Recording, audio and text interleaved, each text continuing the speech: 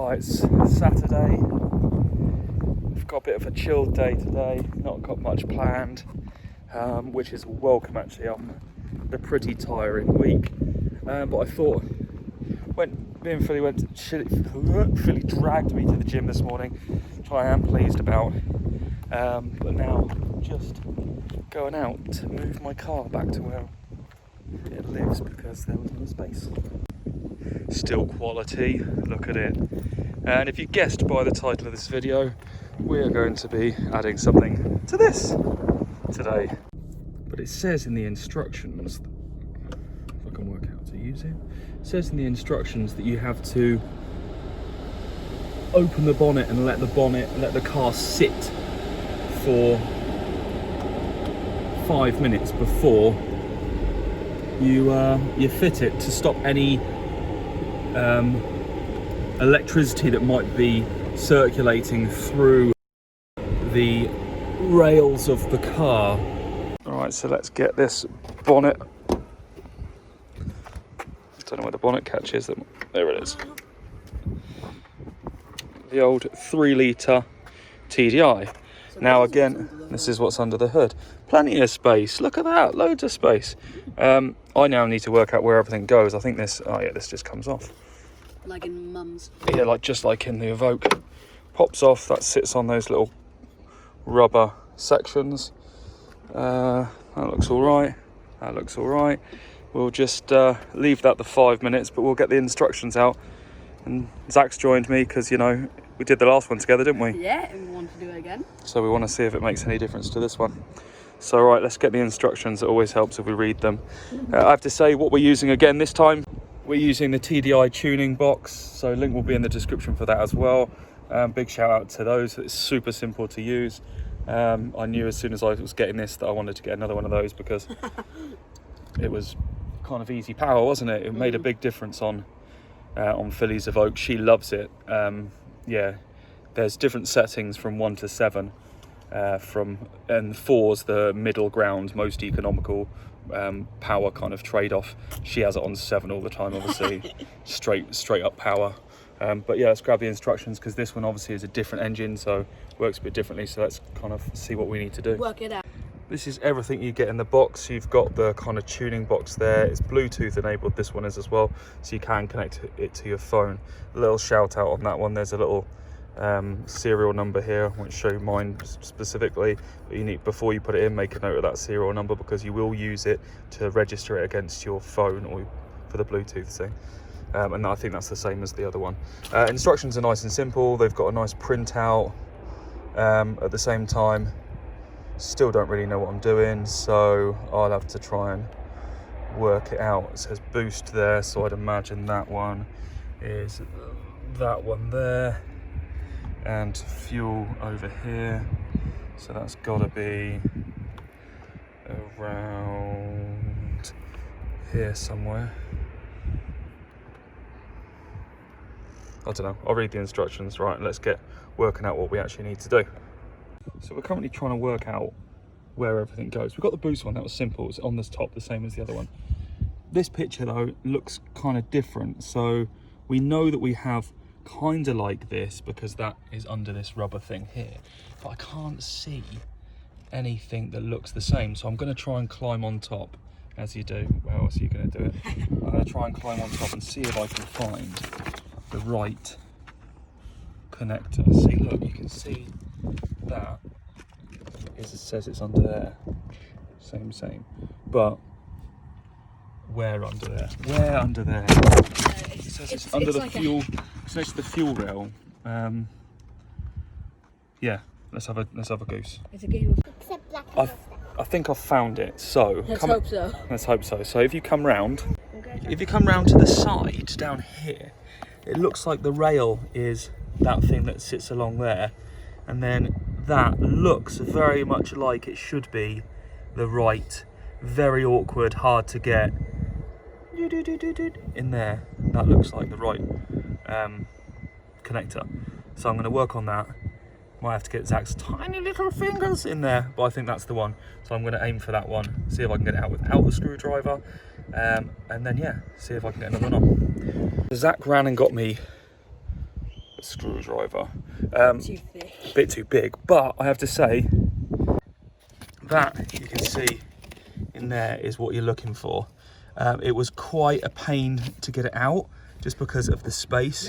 Very low. Yeah, it's just kind of hidden in there, but it doesn't take too much to actually get off. Once you kind of prise the top lip, all the catch off, you can pop it off, but it's just then you need to use your hands to kind of squeeze back in there to try and get it on. So once you've got that on, you can, well, what I'm going to do now is tidy up this loom. They provide cable ties, so I'm going to cable tie all of this out of the way properly, get it out of the way, and then that should be it. I'm pretty sure we're done. Yeah, already. So, yeah, I know, it's so easy. The last one took a bit longer, but not too much longer.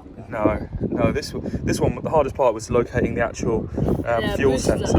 Well, I don't know it's right, but all of the I assume it is because it looks right, and all of the connectors are the right ones. So I'm pretty confident with that. But let's put all this back together so it looks a bit better, tidy it all up, and then should we see if it's worked? Yeah. That's all back together, routed everything. Just need to trim the cable ties off a little bit.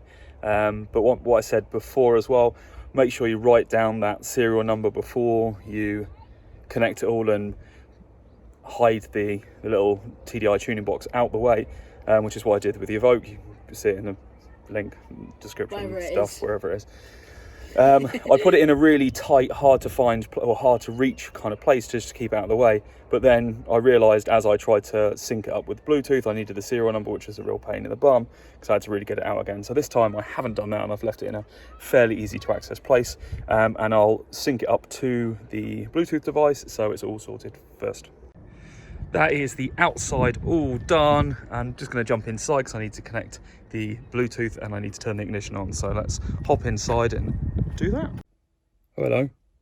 Hello. What are you doing here? Playing on my phone. Why are you in my car? Because you let me go in the front. No, I did not. Yeah, I did. Right, let's turn the ignition on. See if we can sync up the Bluetooth device. For some reason, I can't actually get it to connect to Bluetooth. It was connected to the Evoque one, and I couldn't have two on there at the same time. So what I'm going to do is try and just remove it all and then start again from scratch, like I haven't got one. But I do know it.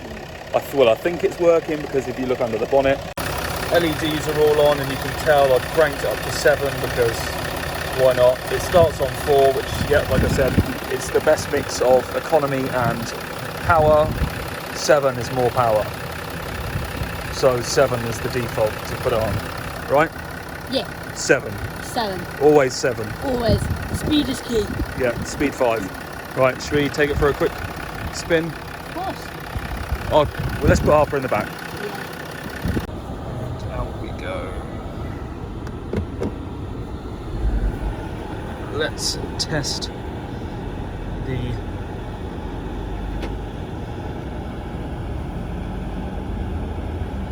it's going to tell me I need new brake pads in a second. So Why do you need new brake pads? they just wear out, you know, when you do quite a few miles, and this car's got quite a few miles. It just needs, they're not like solid, so Okay. they wear out after a bit. Since this one has a good power. Exactly.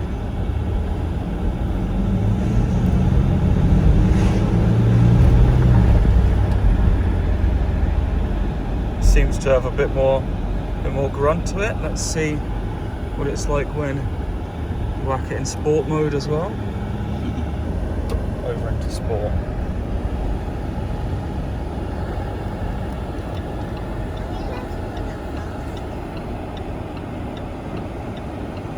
So, do you? Let's see.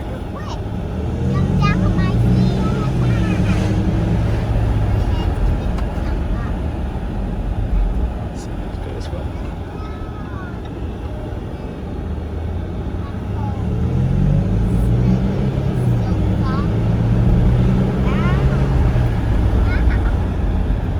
Oh, they've done all that road. Oh, they've redone this road. That's beautiful. Oh, that's... Oh, Oh. nice. No bumpy roads. I know. That's good. Right. So I've put it in Sport. Let's turn this down so it's a bit quieter. Yeah, it's in Sport. And let's just plant it. See how fast it is. Ready? I'm not ready. What?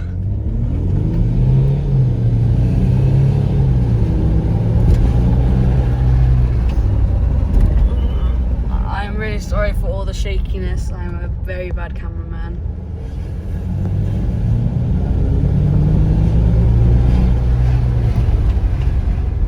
That's not. Going too fast. Going too fast. Well, it seems to be. The thing is, it doesn't give it with your mums.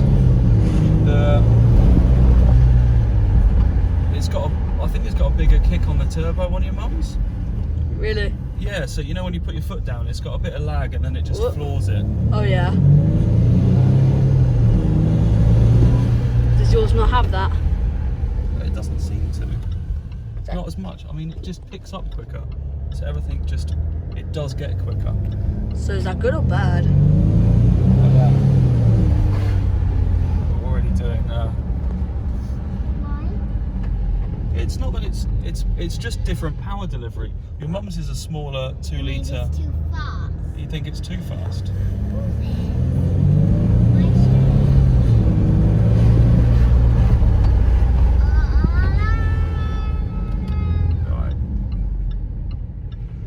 Do you know what we'll have to do now? We'll have to do a head-to-head between Mum's Evoque and my Range Rover Sport and see which one's quickest. We know which one's quickest already, Dad. It's clearly yours. I don't actually know. I think hers is pretty nippy, and like I said, off the line, it's got quite a lot of power. But I just think this has what this gives, the TDI tuning box gives this is a hell of a lot more torque. So it takes up to about 315 horsepower. But it's a big old car. But what it does give it is it gives it about, I think, 500 newton meters of torque, which is a lot. The torque is what pulls you along. It's the power. It's what turns the crank, really. So your power is just your power that will get you there. But without torque, you won't get that acceleration. So you won't like pull back, for example. You want fairly even power and torque figures. That's what you're aiming for. So everyone aims for kind of the same sort of power and torque. But with diesels, they're just more torquey engines. So you do get that pull. Is more torquey engines good or It's good for bad? things like, imagine you're on the motorway, you're cruising at like the speed limit, whatever that is, 100. or just below the speed limit, and you want to overtake someone. You put your foot down, and the thing that's going to pull you forward initially is that torque. So you want that torque for things like motorway overtaking and stuff, which is perfect for this. Yeah, we're probably going to be using this car a lot for motorways, especially. Yeah, hopefully if we're allowed to actually do some of the trips we've got planned next year. We'll be. But for example, even when we're just going out, like for example, during after the confinement, during the summer holidays, we went to the lake and. Yeah, and so it was a 45-minute drive on it was a bit on the motorway, so I think this car would be amazing for it. yeah, things like the main reason I got it, I am really happy with it, and the main reason I got it was purely so we had, kids are growing up now. Zach's 12, nearly 13, Brooke's 15, nearly 16, Harper's 6, going on 27. No, And I'm 6. yeah, you are 6. I mean 7. Anyway, they're getting bigger, they are big, and we take, a ton of luggage. Things like back seat space is important for us, and also boot space. And so I wanted something that I would enjoy driving and like, and equally was practical, and this fills that. And yeah, I'm really enjoying driving it so far. It's a nice drive. It's not as dynamic and doesn't handle as well as Philly's Evoque, but it's a much bigger chassis, and I'm happy with that. It's not a track toy. Let's be clear about that. None of your cars are a track. Actually, no, the go-karts. The go-karts. Go-karts are 100% a track. I don't know. I reckon you can make that S4 a bit fun. But again, that's like S4? my Audi. Oh yeah. But to Well, be it's fair, been that's so a barge. That's It's more been like a so barge. long since I have sat in that car. The last time I sat in it was when you were working on me, when I was sanding it down and that. Yep, exactly. That's true. But yeah, I'm really pleased with that. That was super easy once I figured out what to do. Again, big shout out to TDI Tuning. They're so easy to fit, and yeah, just plug and play really, and you can get the updates directly to your phone and everything as well. So it makes tuning this thing super easy, super easy. I think the only hard part about this was getting Finding it. like getting that little spot right, like getting it deep in there. Yeah, Because it was a very it was a very narrow spot. tight spaces, big hands. So that's what she's saying.